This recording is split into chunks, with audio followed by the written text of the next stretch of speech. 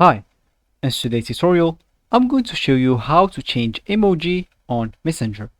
First of all, and of course, you will need the Messenger application on your phone. If you don't have that, just go and download it through Play Store if you have an Android or App Store if you have an iPhone. Then, all you need to do, just go and sign in to create your account. If you do have an account, all you need to do, just go log in and let's get straight to Messenger. So as we said, we want to change the emoji on Messenger. Let me just show you what emoji I'm talking about.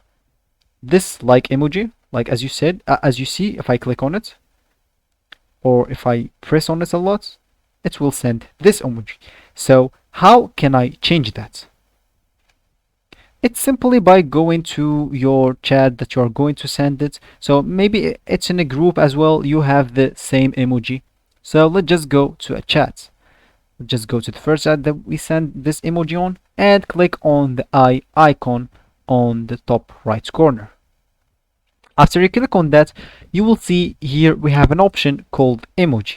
If you click on that, here you can change whatever emoji you want. Let's say for example you didn't find the emoji by scrolling because there is a lot of emojis here, so maybe you don't want to scroll down a lot and well, I don't know, whatever.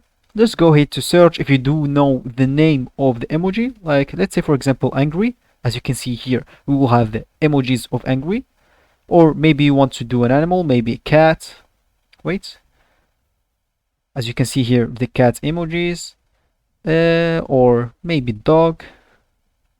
As you can see here, we will have the dog emojis as well. So let's say for example, let me just type cat and let's do this cat who is laughing.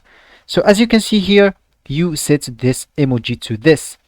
If you want to edit it, just click on edit or go back to what we were and click on emoji. As you can see, you will be able to change it again. If you want to send it, just click on it again or stay pressing on it. And as you can see, it will send it but bigger.